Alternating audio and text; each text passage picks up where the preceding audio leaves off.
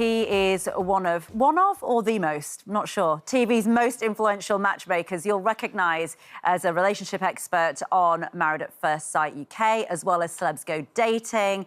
And now Paul C. Brunson, of course, is celebrating the first anniversary of his chart-topping podcast, We Need to Talk.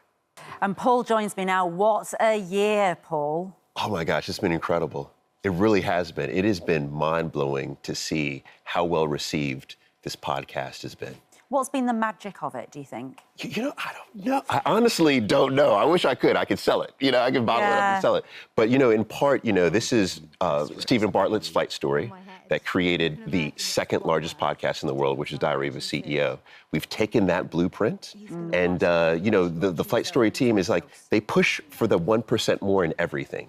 A better edit, better captions, testing thumbnails. I think that we do a good job of creating a safe space for our guests as well. And we just have a phenomenal audience. And also, is it right that do you say to your guests, honesty is an absolute must? So I've only said that to Pete Wicks. Oh, interesting. Yes, I said that to Pete at the beginning of the interview, but I think what's happened is that our guests watch the podcast, they see how transparent and vulnerable the other guests are, and they come prepared to lay it all out on the line. Your first guest couldn't have known that. No. So, you know, our first guest, and I really want to say thank you so much to Lauren Goodyear. Goodyear, yeah. She was our first guest, and what she did is she really set the tone by being so frank about her life, and that's truly what I think put us on the trajectory that we're on. Yes, and you say that you put some of the secret to your success in being able to have those conversations with them, down to Cynthia, Erivo and Ariana Grande. I love this. Tell us. I mean, well, really, it's about holding space. That's the key. It is, you know, it's different. So this is the moment where something was happening. Is this the bit that touched you in this interview somehow? You know, all interviews touch me, Ranveer. Your interviews touch me. I watch you. I see what you're doing. No, come on. No, seriously. Go on. I do. I see what you do. But I think that what you do is very, very hard. What I do is much easier. Because, for example, you can't allow any pause. If we just paused, it would be very awkward to just sit here and look at each other. Right? Is this awkward? Mm-hmm. So you can't stop, right? You have to keep filling the space. You have to fill the space.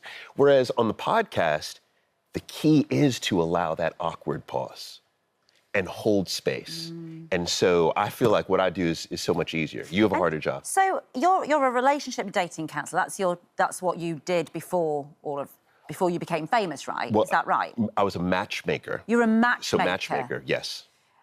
So when you say, for example, because it feels like you're more of a counsellor rather than a matchmaker now. Well, so to me, a matchmaker is like a super duper counselor, because it's not only about finding a great match, but then it's about coaching that couple or those individuals once the match has been found. Yes, I see. Yes. I see. And so what do you think that if we're watching your podcast, what can we learn about having emotional conversations with people in our own lives? Quite honestly, I think watching it is one of the best educations you can have, right? And that is that what you're learning is you're learning that everyone goes through trauma, but everyone can come out of trauma. Yes. Everyone can heal. And that's what the audience tells us is, wow, I had no idea that, you know, Perrie Edwards, for example, when she talked about her miscarriages, so many people go through a miscarriage but have no idea what language to use, especially men, when their partner goes through a miscarriage. What do I say? What do I do? And so what the podcast does is it teaches you then how to manage these very trying moments in your life. And that was I mean, we had Perrie on the show after she'd been on your podcast there, and that was not, she had not planned to say that. You didn't know she was going to say that. No. So it just didn't you had a plan in mind, presumably. You knew her life, you knew what you were getting into, but then this thing just, what was that like for you? With every guest, they come on and they end up exposing something that they had not planned on exposing. And to me, it's a blessing. It's incredible. And I think that it's a testament. And it's trust? It's trust, it's safety. And I think it is because we hold space. I mean, you think about this. Where can you go where someone will say, I'm not going to judge you whatsoever. I'm going to affirm you. I'm going to see you. that's something that just doesn't happen in our lives. No, because usually people have an emotional investment. You know, they're the other person in the relationship, or they're your child, or they're your parent, or whatever. If you're trying to have that conversation, you know, it becomes charged in some way. Yes, Yeah. and what most people do is they're not listening to then critically analyze what you're saying. Yeah. They're listening just to respond. Yeah. You know, literally, when most people, this is terrible, but most people, when they're having a conversation, they're not listening to you. They're just waiting for you to stop talking. They're waiting to make their point. To make their point. Tell you that you're wrong. Exactly, that's it. And look, let's talk about Married at First Sight, because Okay. it's set to make history. Yes. Go on. Yes, I mean, there's lots of things. I will say this. I'm going on the record on this, Ranveer. Record.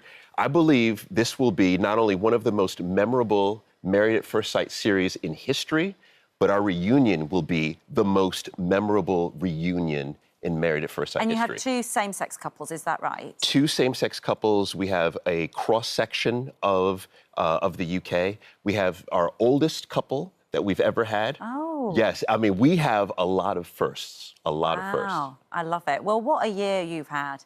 It's a and blessing. it is, you know, the magic is you.